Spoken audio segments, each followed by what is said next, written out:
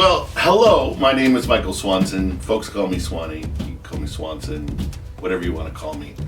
Just not Mike. Mike's on a boom stand. Erik might be holding it up at some point or another. It can be switched off, it can be unplugged, I can't be. It's corny. Make sure we get that out.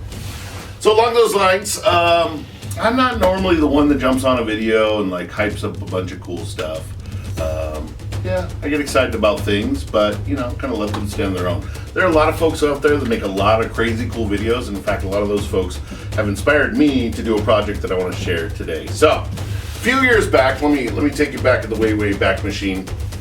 In the way back, I've got a group of friends that I get together, and mostly I'm a tabletop role-playing game guy, right? Saturday nights, get together, have some fun, and occasionally we'll break that up a little bit with some board games. So thinking way back with like Hero Quest and Mutant Chronicles, just would completely geek out of the idea of having a couple miniatures moving around on the board. So a few years back, I flew out to the East Coast and saw my friend Dan. Say hi, Dan.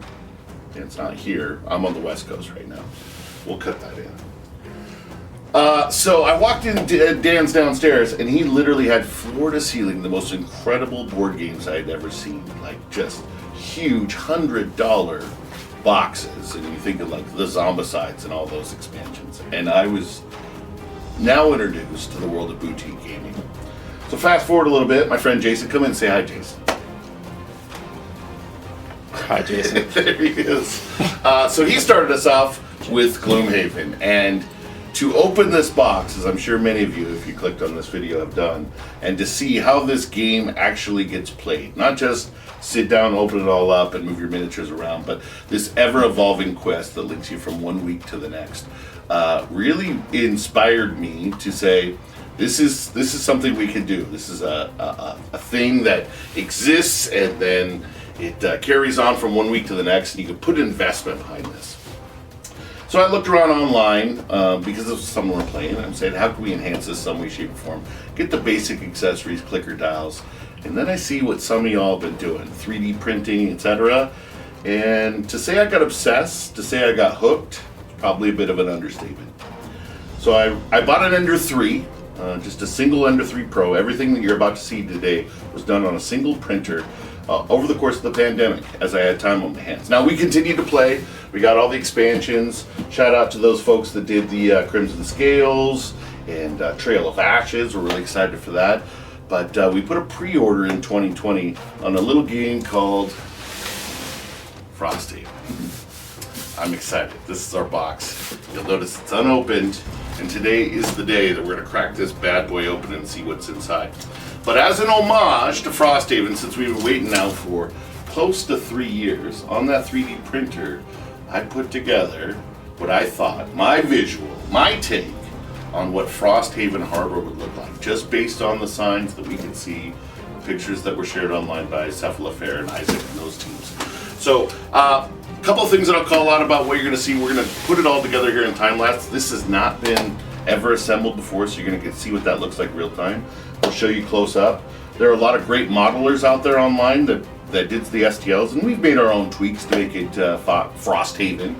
But for the most part, I want to give credit to those folks and put those down in the comments or attach them in this video in some way, shape, or form. But the idea here is that we would have that 3D printed board game experience. Everything in here is modular, so this could be a centerpiece for what would otherwise been a gap in the map. This would be an edge or a border, but also could come together magnetized into one single playmat to represent Frosthaven Harbor itself. So we're going to put that all together in honor of the fact that we finally got Frosthaven here, and we'll show you some of the unique features of as far as our take goes. So here you go.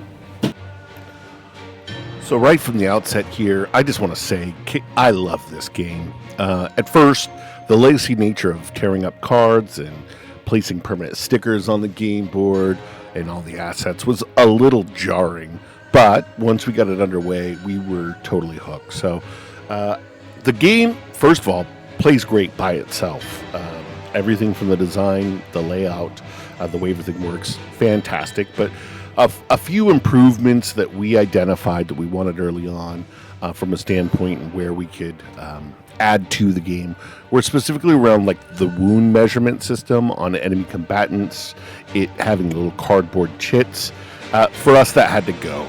So replacing the monster stands with wound clickers was one of the very first upgrades we jumped on after getting in-box game organizers.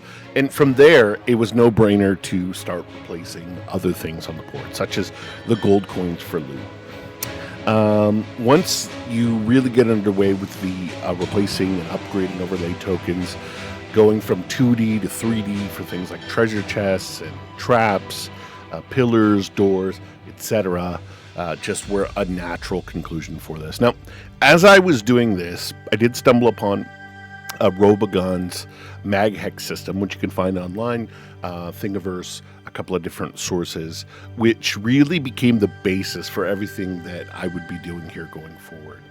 And it was about this time I was doing this 2D to 3D upgrade for the game.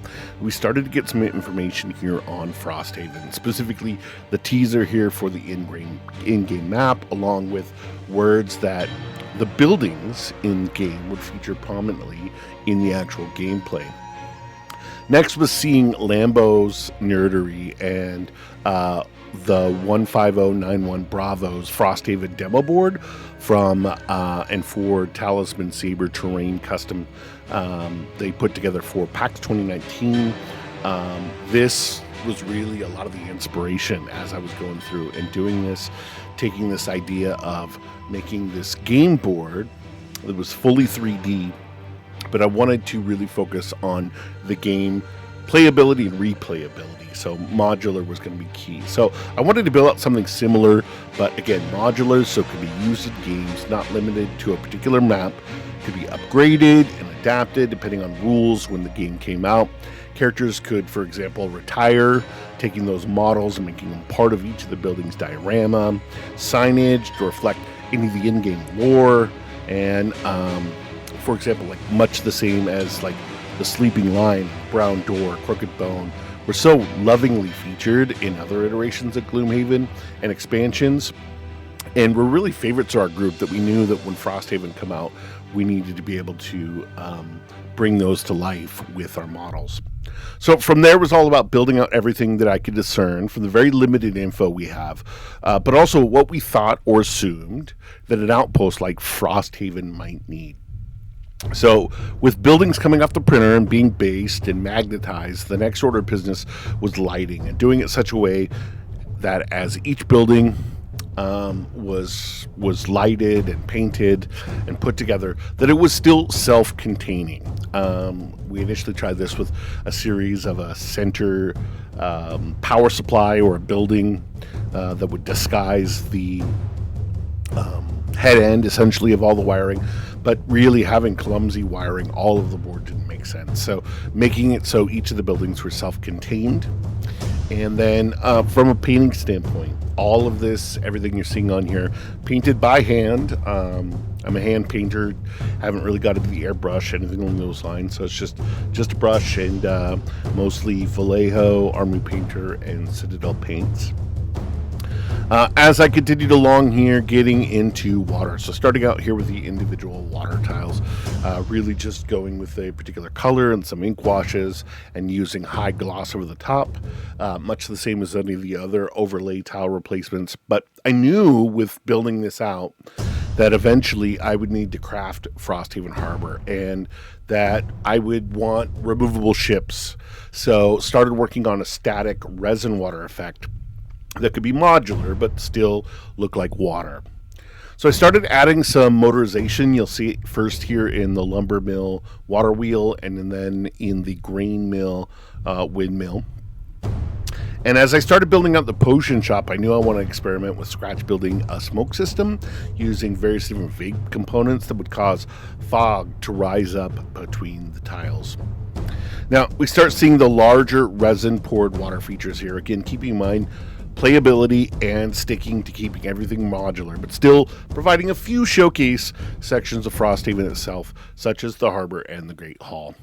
So there it is. Didn't quite manage to get it all in one shot, but we're going to take you through it here with a flyover and some close-ups going forward. So again, I wanted to thank Dan for getting me hooked on these kind of games.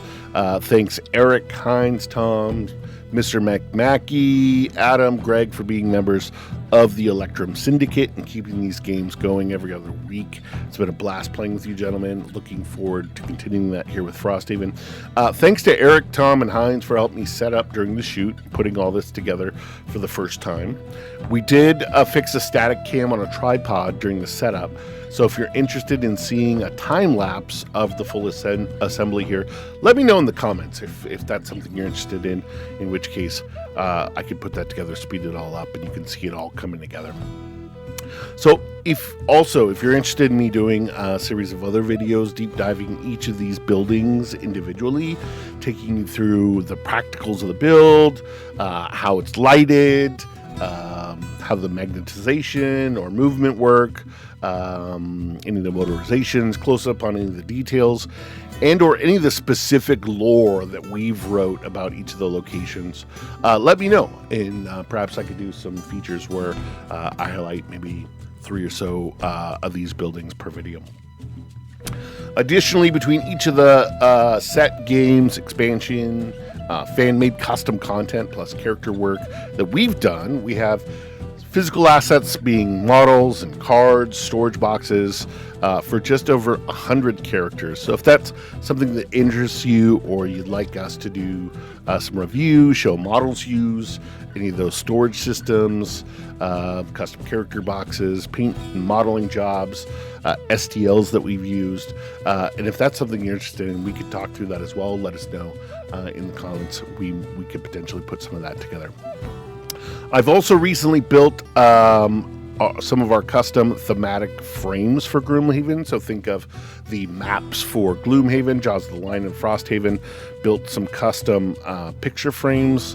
And if that's something that you would like to see in an upcoming video, how I've mounted those and some of the details I put into that, let me know. But I did want to take some time just to really shout out. I'm going to put it in the comments some love for folks in the tabletop modeling community that I've followed on YouTube that really inspired some of the techniques utilized on this. The folks in the 3D printing community, and specifically those folks that have graciously put out their various different models and STLs for use under Creative Commons. I want to make sure that you all are recognized, and just the board gaming community as a whole. Big love to Isaac Childress and the folks at Cephalofair for making an amazing set of games here in a truly wonderful world for us all to play in. And next up for us is to get the Frosthaven box opened, organized for play.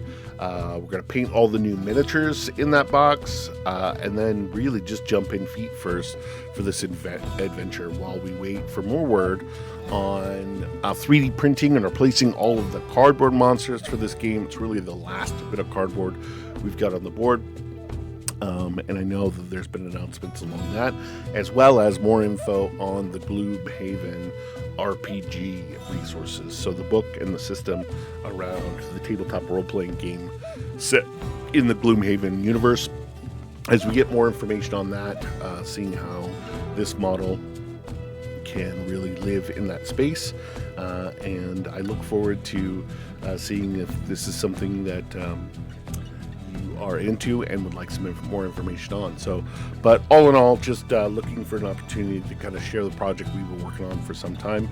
Hope, if nothing else, this inspires you to get some painting done and or some modeling, and continue to put time and share love, blood, sweat, and tears into the hobby that I know we all enjoy. So thanks for watching this, and then I'd love to hear from each and every one of you out there and see what you've been working on when it comes to the world of Gloomhaven. Thanks.